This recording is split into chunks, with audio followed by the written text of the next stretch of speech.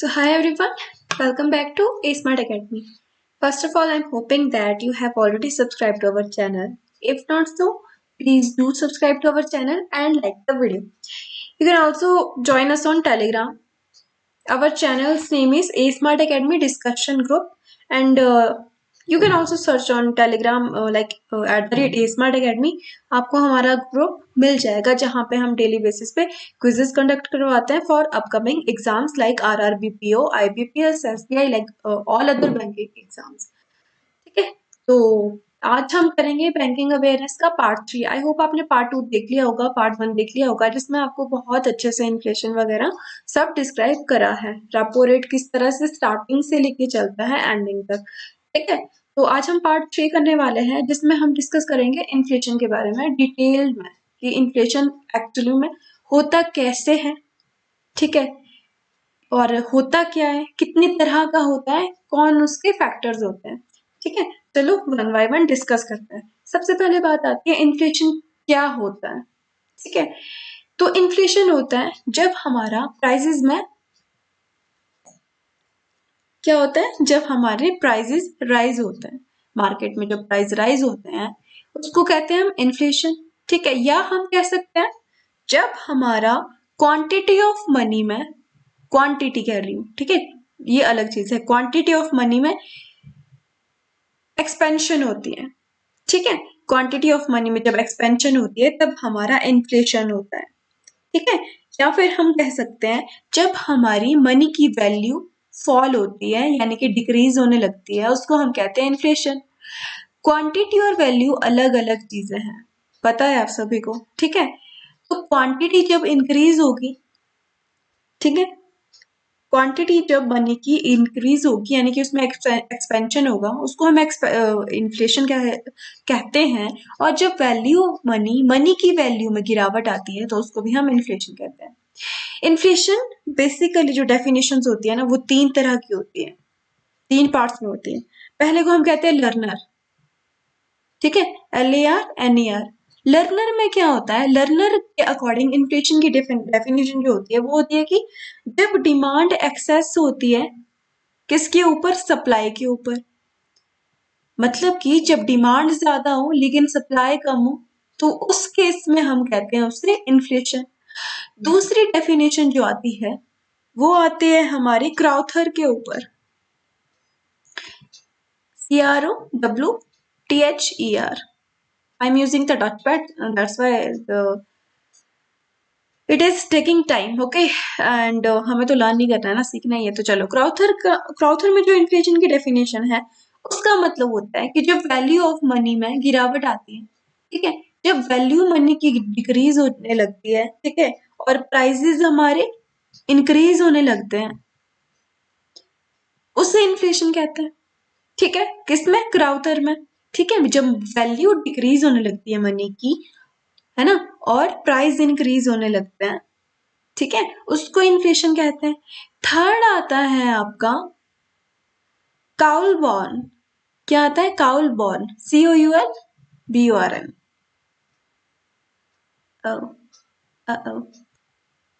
ठीक है, cowl born. Cowl born में क्या होता है, ये एक ऐसी सिचुएशन होती है, ऐसा फिनोमिनन है जब आपका बहुत सारी मनी फ्यू गुड्स को चेज करेगी। मतलब आपके पास गुड्स आपको बहुत कम मिलेंगे बहुत सारी मनी देने के बाद। ये वाली कंडीशन आपकी हुई थी, अगर आपको पढ़ा होगा, अगर आपने, ठीक है, न्यूज़पेपर पढ़ा होगा या आपने देखा होगा न्यूज़पेपर में, वेनेजुएला एक कंट्री है यहाँ पे आपका ये चीज बहुत हुआ था, इन्फ्लेशन। ठीक है, तो यहाँ पे क्या होता था, अगर आपको थोड़ी सी कोई चीज, मान लो कोई दूध लेने जा रहा है बच्चा सुबह सुबह, तो उसको इतना सारा पैसा ले जाना पड़ता था सिर्फ और सिर्फ एक चीज के लिए, उसको पूरी की पूरी, जो कहते हैं ना, भर भर के उसको अपना जो है पोटली कह दो या कुछ भी कह दो, वो ले जाना पड़ता था। इतना ज्यादा वहां इन्फ्लेशन हो गया था। मतलब जब आपको पैसे ज्यादा देने पड़ रहे हो, मनी आप ज्यादा दे रहे हो लेकिन आपको उसमें फ्यू गुड्स मिल रहे हो, बहुत कम गुड्स मिल रहे हैं, उसको हम कहते हैं inflation, according to Coulborn definition. ठीक है, तो ये मेन डेफिनेशन होती है किसकी, इन्फ्लेशन की। लर्नर के अकॉर्डिंग क्या होती है, डिमांड ज्यादा हो रही है, सप्लाई कम हो रही है। ठीक है, क्राउथर के अकॉर्डिंग क्या होती है, वैल्यू जब कम होने लगती है मनी की और प्राइजेस इंक्रीज होते हैं। जैसे इसमें भी ये देख सकते हैं हम कि मनी की वैल्यू डिक्रीज हो रही है, ठीक है, कि आपके पास पैसे की वैल्यू कुछ है ही नहीं, कितना भी दे दो पैसा, ठीक है, और प्राइस बढ़ते जा रहे हैं, ठीक है, कि ठीक है प्राइस बढ़ने का मतलब है देखो एक चीज के लिए उनको इतना पैसा ले जा रहे हैं तो प्राइस बढ़ ही रहे हैं ना, और वैल्यू कम हो रही है मनी की, मतलब कि पैसे की कोई वैल्यू ही नहीं है ना, तो ज्यादा देना पड़ रहा है। और इसके अकॉर्डिंग तो ये है ही कि मनी आपको ज्यादा देनी पड़ रही है लेकिन आपको गुड्स उसमें कम मिल रहे हैं, ठीक है। तो ये है 3 डेफिनेशन इन्फ्लेशन की, डिफरेंट जो है थ्योरीज पे, राइट। अब देखते हैं हम क्यों होता है ये इन्फ्लेशन, इसके कॉजेस क्या है, ठीक है, कॉजेस देखते हैं हम इसके। मेन कॉजेस इसके क्या क्या आ सकते हैं, क्या आ सकते हैं, पॉपुलेशन इंक्रीज हो रही है, ठीक है, जब आपकी पॉपुलेशन इंक्रीज हो रही है तब भी आपका इन्फ्लेशन बढ़ता है, ठीक है, डिमांड बढ़ती है ना, जब पॉपुलेशन ज्यादा हो सप्लाई कम हो जाती है, ठीक है, पॉपुलेशन बेस पे ऐसे हो गया। जब आपकी वेजेस इंक्रीज होती है, जब आपकी वेजेस इंक्रीज होगी, पब्लिक के पास पैसा ज्यादा आ जाएगा, ठीक है, तो ऑब्वियसली जो वैल्यू है मनी की वो कम नहीं हो जाएगी ना कम, ठीक है, तो वेजेस जब बढ़ते हैं तब भी, या फिर आपकी गवर्नमेंट के पॉलिसीज में डिफेक्ट आ गया, डिफेक्टिव गवर्नमेंट पॉलिसीज की वजह से होता है, अर्बनाइजेशन की वजह से होता है, ठीक है, मनी सप्लाई की वजह से होता है, ठीक है, इन्वेस्टमेंट आउटले की वजह से होता है, और ब्लैक मनी का इसमें रूल रहता है, ब्लैक मनी हो तो, ठीक है, और डेफिसिट फाइनेंसिंग की वजह से होता है, ठीक है, एग्रीकल्चर प्रोडक्शन अगर कम हो तो भी होता है, अगर इंडस्ट्रियल प्रोडक्शन कम हो तो भी इन्फ्लेशन होगा, ठीक है, और एमएसपी आपका की वजह से भी आपका इन्फ्लेशन होता है, ठीक है, तो ये सारे थोड़े फैक्टर्स हैं जो इन्फ्लेशन कॉज करते हैं, ठीक है। तो इन्फ्लेशन क्या, कितनी तरह का होता है इन्फ्लेशन, ठीक है, हम देखते हैं कितनी तरह का होता है इन्फ्लेशन। हम पहले डिस्कस करेंगे डिटेल में कि काउजेस के बेस पे जो आपका कितनी तरह का इन्फ्लेशन होता है, ठीक है, काउजेस पे जो अभी हमने पढ़े ना कॉज, जैसे कि आपका क्या क्या पढ़ा हमने, जैसे पॉपुलेशन इंक्रीज होना, वेजेस इंक्रीज होना, ठीक है, और मनी सप्लाई में इंक्रीज होना, अर्बनाइजेशन की तरफ जब लोग भागते हैं, ठीक है, या फिर गवर्नमेंट पॉलिसीज डिफेक्ट कर जाते हैं, ठीक है, उस बेस पे आपका सबसे पहला टाइप आता है कमोडिटी इन्फ्लेशन, कमोडिटी इन्फ्लेशन, ठीक है। कमोडिटी इन्फ्लेशन में क्या होता है, जब आपके प्राइस जो है राइज करते हैं, जब आपके जो प्राइस है वो राइज करते हैं, क्यों करते हैं, जब आपकी कमोडिटीज में शॉर्टेज आती है, जो भी आपकी कमोडिटीज हैं उसमें जब शॉर्टेज आती है, ठीक है, मान लो थोड़ी सी कमोडिटीज है कम है तो प्राइस जाहिर सी बात है बढ़ेंगे ही, ठीक है, जब आपकी ये कंडीशन आती है, ठीक है, सप्लाई आपकी कम हो जाती है, ठीक है, कमोडिटीज की, यही वो पहले वाली डेफिनेशन में हमने पढ़ी थी ना लर्नर वाली, कि सप्लाई कम हो रही है डिमांड ज्यादा है, तो वही तो आपके प्राइस उस टाइम बढ़ जाते हैं जब सप्लाई कम हो जाती है, तो ये पहला इन्फ्लेशन का टाइप है जो कमोडिटी बेस्ड है। दूसरा होता है क्रेडिट इन्फ्लेशन। क्रेडिट इन्फ्लेशन में क्या होता है, जो कमर्शियल बैंक्स है कंट्रीज के, जब वो लिबरल मनी जो मनी पॉलिसी है, ठीक है, और या जिसको कहते हैं हम सिंपल भाषा में, जब रेट ऑफ इंटरेस्ट वो कम करते हैं हमारे कमर्शियल बैंक्स, ठीक है, ये तब होता है, ठीक है, उससे क्या होता है, रेट ऑफ इंटरेस्ट कम हो गया, हमने पिछली वीडियो में भी ये पढ़ा है वैसे, ठीक है, देख लिया होगा आपने, रेट कम हो गया, पब्लिक के पास पैसे ज्यादा हो जाएगा, वो बैंक से कमर्शियल बैंक से ज्यादा पैसे उधारी पे लेंगे, ठीक है, जैसे ही रेट कम होगा, उससे क्या है, पब्लिक में मनी सप्लाई बढ़ जाएगी, ठीक है, पब्लिक में आपकी मनी सप्लाई क्या हो जाएगी, बढ़ जाएगी, मनी सप्लाई बढ़ गई तो उससे क्या हो जाएगा, क्रेडिट का एक्सपेंशन हो जाएगा, क्या हो जाएगा, एक्सपेंशन हो जाएगा। अभी हमने पढ़ा एक्सपेंशन अगर क्वांटिटी ऑफ मनी में हो जाएगा तो वो इन्फ्लेशन कॉज करता है, तो मनी सप्लाई आपकी बढ़ जाएगी, क्रेडिट आपका एक्सपेंड हो जाएगा, तो क्या होगा, मनी सप्लाई आपकी डिक्रीज हो जाएगी, और जिस वजह से आपका ये प्राइस इंक्रीज होते रहेंगे, ठीक है, उससे आपका क्रेडिट इन्फ्लेशन होता है। आई होप आपको ये चीज समझ में आ गई होगी। फिर से देखना है, देखो रेट कम हुए, इंटरेस्ट रेट हमारे बैंक्स ने कम कर दिए, ठीक है, इसका मतलब क्या होता है, पब्लिक ज्यादा लोन लेगी हमसे, यानी कि बैंक से, ठीक है, बैंक से ज्यादा लोन पब्लिक लेती है, तो पब्लिक के पास पैसा ज्यादा हो गया, मनी सप्लाई ज्यादा होगी, सप्लाई उसके पास ज्यादा होगी तो प्राइसेस डिक्रीज होंगे कि नहीं, होंगे ना। मतलब कि क्रेडिट जो है एक्सपेंशन हो जाएगा क्रेडिट में, ठीक है, क्रेडिट एक्सपेंड हो जाएगा पब्लिक में, तो इन्फ्लेशन आपका हो जाएगा।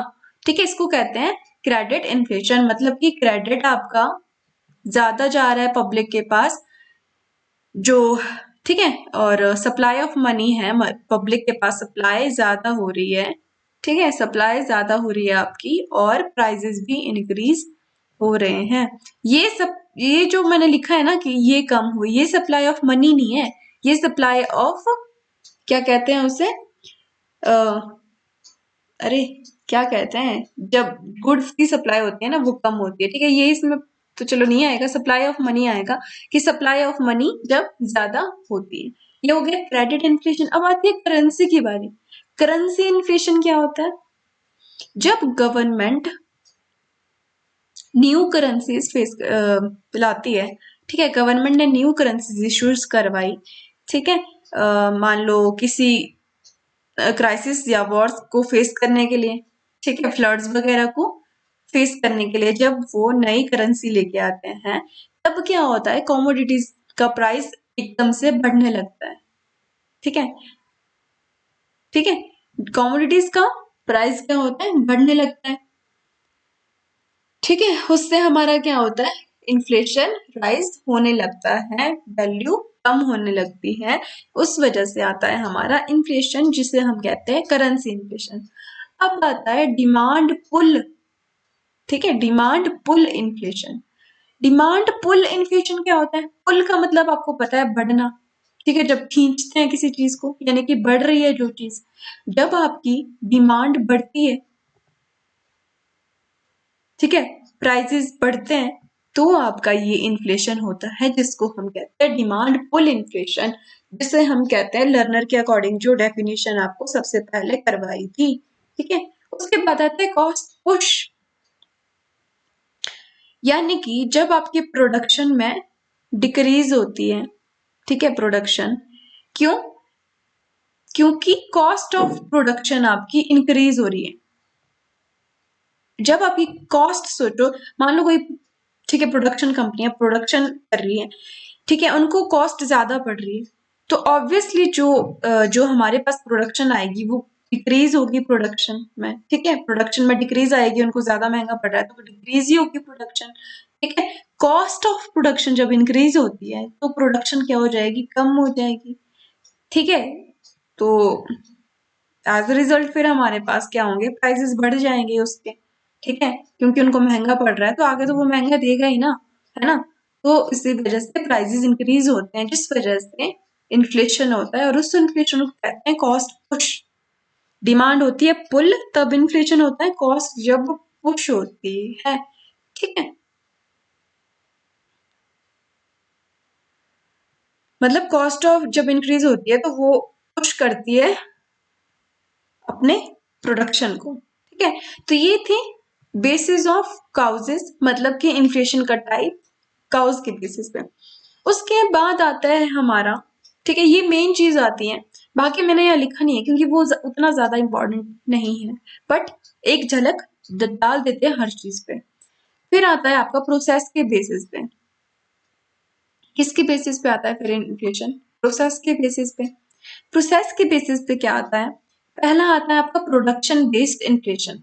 Production based inflation, production based inflation पे क्या होता है, जैसे मान लो कोई स्ट्राइक्स हो गई, लॉकआउट्स हो गए, ठीक है, फर्म्स के, ठीक है, मतलब कि फर्म्स, एंटिटीज, जो भी फर्म्स आपकी है वो बंद हो गई, ठीक है, या फिर स्ट्राइक कर गई, क्या कर गई, स्ट्राइक हो गई किसी भी कंपनी में या फिर कोई भी फर्म में, जो हमारी फर्म्स रहती हैं, कंपनीज रहती है, फर्म्स हैं, ठीक है, स्ट्राइक हो गई। उसके बाद क्या होता है, कमोडिटीज क्या बोलते हैं, कम हो जाती है, फॉल हो जाती है, ठीक है, कमोडिटीज में गिरावट आ गई, राइट। ये फिर नेचुरल कैलामिटी की वजह से भी हो सकता है, ठीक है, मान लो कोई कुछ भी आपका मानसून से रिलेटेड फेलियर आ गए, ठीक है, कैलामिटीज या नेचुरल फेलियर्स आ गए, उससे क्या हो जाता है, कमोडिटीज कम होंगी, ठीक है, हमारे पास कमोडिटीज कम होंगी तो पता ही आपको प्राइसेस इंक्रीज हो जाएंगे। कोई चीज जितनी कम है ना, मान लो आपका इंडिया में सबसे कम क्या चीज मिलती है, ठीक है, मान लो वही चीज हमारे पास है, तो ऑब्वियसली उसका प्राइस ज्यादा होगा, क्योंकि वो बहुत ही, जिसको कहते हैं ना, यूनिक चीज है, उसके प्राइस क्या होगा, ज्यादा हो जाएगा। वही बात है, अगर कमोडिटीज कम होगी ना तो प्राइस क्या होगा, इंक्रीज होगा। उसको हम कहते हैं production based inflation. Production based inflation, ठीक है, मतलब कि प्रोडक्शन जो हो रही है वो कम हो रही है कमोडिटीज की, तो इन्फ्लेशन हो रहा है क्योंकि प्राइस इंक्रीज हो रहे हैं। तो दूसरा इसी बेस पे आपका आता है, दूसरा इसी बेसिस पे क्या आता है आपका, डेफिसिट इंड्यूस्ड इन्फ्लेशन। क्या आता है, डेफिसिट इंड्यूस्ड। डेफिसिट का मतलब आपको पता है, जो तो कर रहे हैं प्रेपरेशन उनको पता होगा। डेफिसिट का मतलब होता है कमी, जैसे हम फिजिकल डेफिसिट कहते हैं, रेवेन्यू, चलो इस पे भी अलग से आपको वीडियो मतलब दे देंगे जब इसको डिटेल में बताएंगे। तो डेफिसिट क्या होता है, जब आपका डेफिसिट होता है ना, कमी आती है फाइनेंशियली, तो क्या होता है, सप्लाई ऑफ मनी इंक्रीज हो जाती है। ठीक है, सप्लाई ऑफ मनी इंक्रीज होगी, अभी पीछे हमने देखा तो क्या हो जाएगा, इन्फ्लेशन हो जाएगा। ठीक है, क्योंकि आपका डेफिसिट है तो आपका प्रोडक्शन तो बढ़ेगा नहीं। ठीक है, उससे क्या हो जाएगा, सप्लाई आपकी कम रहेगी, सप्लाई कम रहेगी तो सप्लाई ऑफ मनी ज्यादा हो जाएगी। देखो, एक होता है सप्लाई जो हमने किया कि वो कम हो रही है, हमने एक एस किया ना कि ये कम हो रहा है, इसको और इसको कंफ्यूज मत करना कि ये दो चीजें बता रही हूँ मैं आपको। ये है सप्लाई ऑफ मनी, कि आपको पैसा कितना देना पड़ रहा है वहां पे। ठीक है, आपको पैसा कितना देना पड़ रहा है, एसएम वो है सप्लाई ऑफ मनी। ठीक है, this is no money but still, ठीक है, इसको ले लेते हैं कि ये सप्लाई ऑफ मनी है। ये है आपका क्या, जो आपकी सप्लाई है, supply in the sense commodities goods की। ठीक है, जो भी है उसकी सप्लाई में जब कमी आती है, जो वो नहीं मिल रहा होता है, तो आपको सप्लाई ऑफ मनी या पैसे की सप्लाई आपको ज्यादा करनी पड़ती है। ठीक है, आप कोई शर्ट देख रहे हैं, वो बहुत ही ज्यादा जो है यूनिक है, उसके बहुत कम पीसेस है, मान लो पूरे इंडिया में उसके 50 पीस हैं, इतने भी नहीं होते हैं। ठीक है, तो क्या करना पड़ेगा, मतलब इसकी सप्लाई इसकी कम है, इस शर्ट की आपकी सप्लाई कम है, तो आपको इसमें मनी की आपकी मतलब पैसे की सप्लाई आपको ज्यादा करनी पड़ेगी, नोट वहां ज्यादा देने पड़ेंगे। ठीक है, तो इससे कहते हैं हम डेफिसिट इंड्यूस्ड इन्फ्लेशन। डेफिसिट हो रहा है, इसका कमी आ रही है, इंड्यूस्ड इन्फ्लेशन, राइट। ठीक है, जब आपकी आउटपुट में गिरावट आती है, किसी भी चीज की आउटपुट में जब आपकी गिरावट आती है, ठीक है, तो आपके क्या होते हैं, प्राइसेस बढ़ जाते हैं, तो उसको कहते हैं आप inflation, based on deficit induced inflation. फिर आता है आपका प्रॉफिट इंड्यूस्ड इन्फ्लेशन। ठीक है, ये प्रोसेस वाले की टाइप है। ठीक है, जो ये प्रोसेस है कि प्रोसेस के बेस्ड पे इन्फ्लेशन के क्या टाइप होते हैं, उसी का ही थर्ड पार्ट आपका है प्रॉफिट इंड्यूस्ड। ठीक है, प्रॉफिट इंड्यूस्ड। अब प्रॉफिट इंड्यूस्ड में क्या होता है,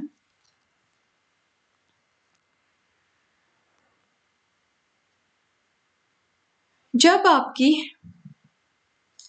टेक्नोलॉजी जो डेवलपमेंट है वो ज्यादा होती है। ठीक है, ज्यादा हो गई डेवलपमेंट टेक्नोलॉजी में, तो कॉस्ट में क्या आएगी, गिरावट आएगी, तो प्रॉफिट क्या होगा, इंक्रीज होगा। उससे क्या होगा, सप्लाई ऑफ मनी बढ़ जाएगी मार्केट में। सप्लाई ऑफ मनी हमने देखा, सप्लाई ऑफ मनी कहाँ गया, सप्लाई ऑफ मनी आपका बढ़ गया तो क्या हो गया, इन्फ्लेशन हो गया। ठीक है, ये आ गया प्रॉफिट बेस्ड इन्फ्लेशन। चौथा टाइप इसका आता है वेजेस, जब आपकी वेजेस बढ़ती हैं। ठीक है, ये आ गया प्रॉफिट, जब आपको टेक्नोलॉजी की, ये टेक्नोलॉजिकल प्रॉफिट है। ठीक है, जब टेक्नोलॉजी डेवलपमेंट में आपका प्रॉफिट आता है तो उसकी कॉस्ट कम हो जाएगी, तो पब्लिक ज्यादा उसे लेगी, यानी कि मनी सप्लाई ज्यादा हो रही है इकोनॉमी में। इकोनॉमी में मनी सप्लाई ज्यादा होगी, पब्लिक के ज्यादा पैसे आ जाएगा वहां पे, तो क्या होगा, इन्फ्लेशन हो जाएगा। वेजेस, फिर आता है वेजेस इंड्यूस्ड इन्फ्लेशन, ये इसका आखिरी टाइप है, चौथे टाइप का, प्रोसेस में ही, सिर्फ प्रोसेस में।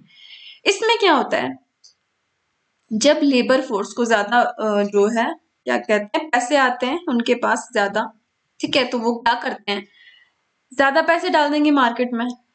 ठीक है, मतलब उनकी प्रोडक्टिविटी से उनको ज्यादा पैसे मिलते हैं। ठीक है, ऐसे नहीं कि, ठीक है, तो प्रोडक्टिविटी बेस्ड पे उनको ज्यादा पैसे मिल रहे हैं। ठीक है, और उनकी जो इनकम है इंक्रीज हो रही है, बट सप्लाई ऑफ गुड में कोई भी आपका इंक्रीज नहीं हो रहा है, वो उतना का उतना है, not less than, if not less than equal to. ठीक है, कमी भी हो सकती है बट इक्वल टू जरूरी है। ठीक है, मतलब कि गुड्स में आपके इंक्रीज हो ही नहीं रहा है, या तो वो बराबर है या कमी हो ही जा रहा है, तो उससे क्या होता है, आपका इन्फ्लेशन जनरेट हो जाता है, क्योंकि मनी पब्लिक के पास ज्यादा है जब गुड्स कम है। अब देखो, सप्लाई ऑफ गुड्स कम है, ठीक है, कम है तो सप्लाई ऑफ मनी ज्यादा है। ठीक है, तो इस वजह से आता है आपका वेजेस इंड्यूस्ड इन्फ्लेशन। ठीक है, इसके बाद आपका जो टाइप आता है इन्फ्लेशन का, उसे हम कहते हैं बेसिस ऑफ एरिया। फिर आता है इन्फ्लेशन बेसिस ऑफ एरिया।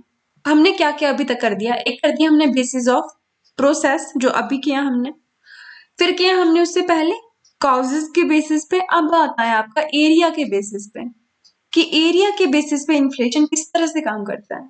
ठीक है, एक आता है आपका पहले सेक्टरल। ठीक है, इसमें आपका सबसे पहले आता है सेक्टरल। सेक्टरल में क्या होता है, जब एक इकोनॉमी के स्पेसिफिक पार्ट में प्राइस लिमिटेड हो जाते हैं, ठीक है, प्राइस राइज लिमिटेड हो जाता है, ठीक है, कोई भी रीजन में या कोई भी सेक्टर में, तो उसको कहते हैं हम सेक्टरल इन्फ्लेशन।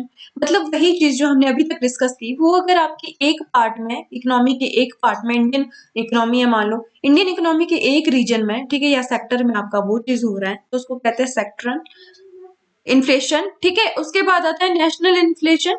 नेशनल इन्फ्लेशन होता है जब आपका पूरे के पूरे नेशन इंडिया में आपका ये होता है, उससे कहते हैं नेशनल इन्फ्लेशन। और फिर आता है तीसरा टाइप इसका, इंटरनेशनल इन्फ्लेशन। इंटरनेशनल इन्फ्लेशन होता है जब ये चीज आपकी इंटरनेशनली होने लगती है, उसको कहते हैं इंटरनेशनल इन्फ्लेशन। जैसे कि ठीक है, अभी आपका चल रहा है पैंडेमिक, चलो इससे तो अभी कोई रिलेटेड नहीं, इकोनॉमी फॉल हो रही है ना, तो ऐसी ही चीज जब आपकी इंटरनेशनली चलेगी, उसको कहेंगे हम इंटरनेशनल इन्फ्लेशन। ठीक है, उसके बाद आता है आपका, बहुत सारे टाइप है इसके, अभी बोर मत होना, हाँ, थोड़ा सा समझ लो, ठीक है, हर चीज। ठीक है, जल्दी जल्दी करवा देते हैं आपको। ठीक है, चलो, उसके बाद आता है, ये तो हो गया एरिया के बेसिस पे, उसके बाद आता है रेगुलेशन और कंट्रोल पे।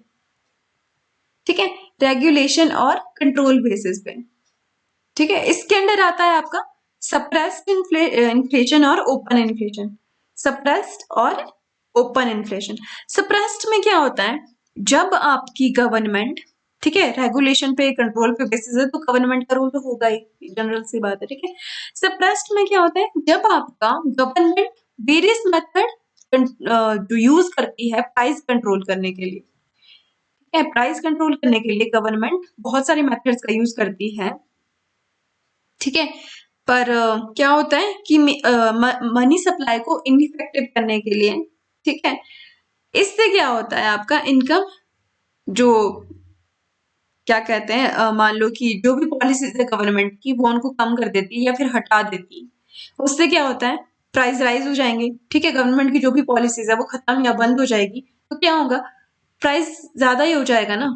प्राइस ज्यादा हो गया, प्रोडक्शन कम हो गई, इन्फ्लेशन हो गया, ये है सप्रेस्ड वाला। ओपन क्या होता है, ओपन इन्फ्लेशन, जब गवर्नमेंट का कोई भी बस नहीं रहता, कोई भी कंट्रोल नहीं रहता, प्राइजेस जब बढ़ते हैं उस पर। ठीक है, जब आपका कोई भी बस नहीं रहता गवर्नमेंट का, इंक्रीज प्राइजेस जो हो रहे हैं उस पे, तो अपने आप डिमांड सप्लाई फैक्टर से इन्फ्लेशन बढ़ जाता है। ठीक है, तो एक एक जो हमारे ज्ञानी हैं, उनका नाम है मिल्टन फ्राइडमैन। उनके अकॉर्डिंग जो सप्रेस्ड इन्फ्लेशन होता है वो ज्यादा डेंजरस होता है ओपन इन्फ्लेशन से।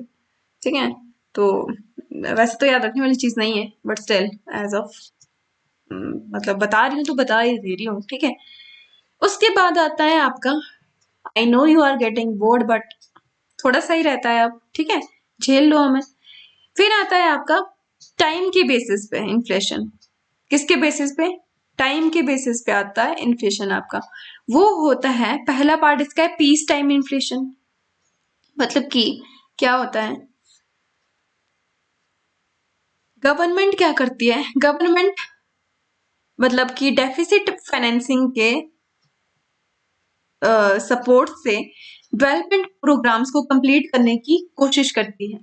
ठीक है, उससे क्या हो जाता है, नेशनल इनकम इंक्रीज होती है, नेशनल इनकम इंक्रीज होती है, बट रियल इनकम जो है सेम रहती है। उससे क्या होता है, इन दोनों में डिफरेंस आने लगता है, इन दोनों में जो मॉनेटरी और मतलब कि आपकी इनकम है और रियल इनकम है, इनमें डिफरेंस आ जाता है।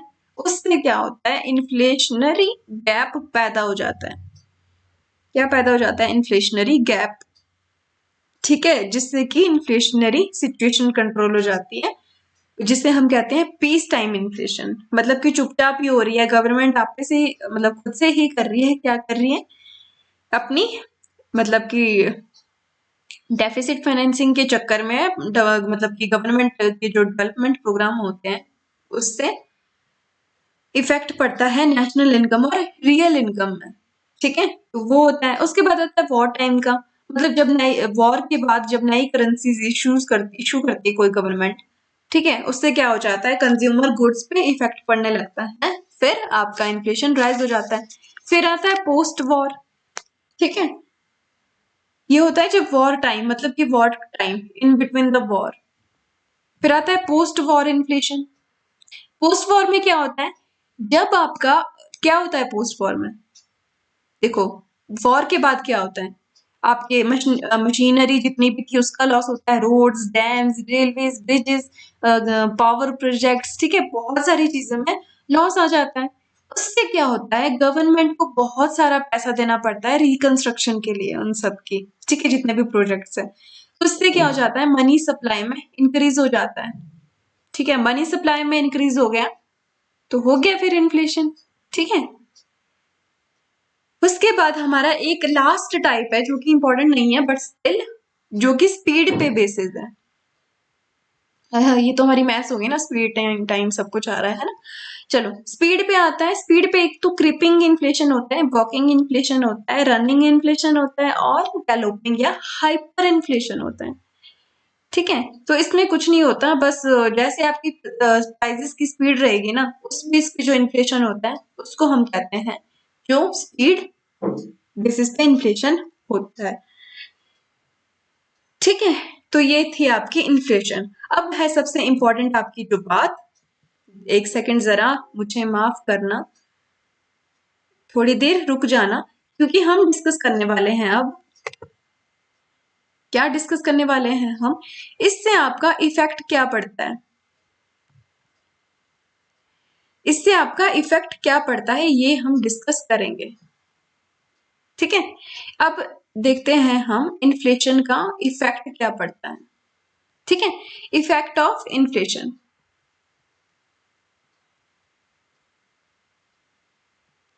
ठीक है,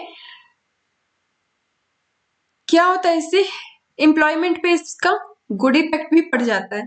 ठीक है, और प्रोड्यूसर को बेनिफिट हो जाता है।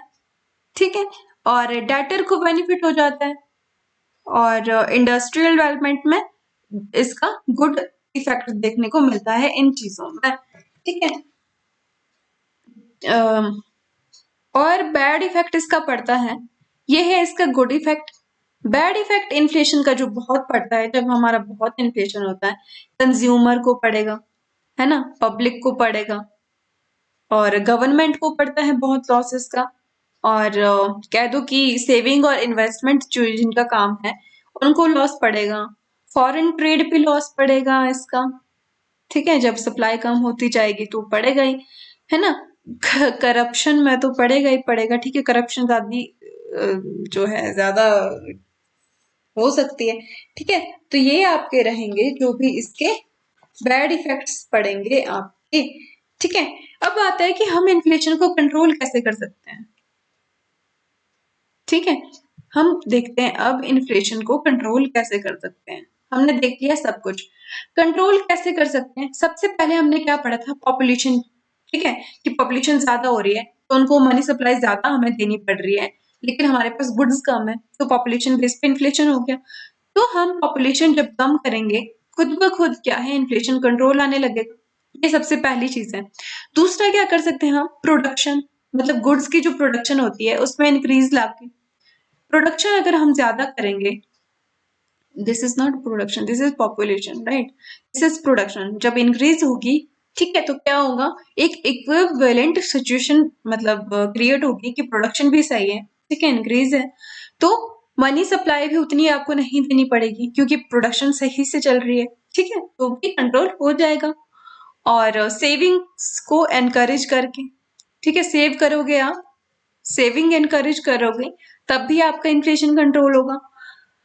और गवर्नमेंट अपना एक्सपेंडिचर सही से मेंटेन करेगी, तब भी आपका इन्फ्लेशन कंट्रोल हो जाएगा, ठीक है। जो हमने अभी पढ़ा, जो डेफिसिट इनको फाइनेंसिंग नहीं करनी पड़ेगी, ठीक है, उससे ब्लैक मनी को चेक करते रहना पड़ेगा, उससे आपका क्या हो जाएगा, इन्फ्लेशन कंट्रोल हो जाएगा, ठीक है।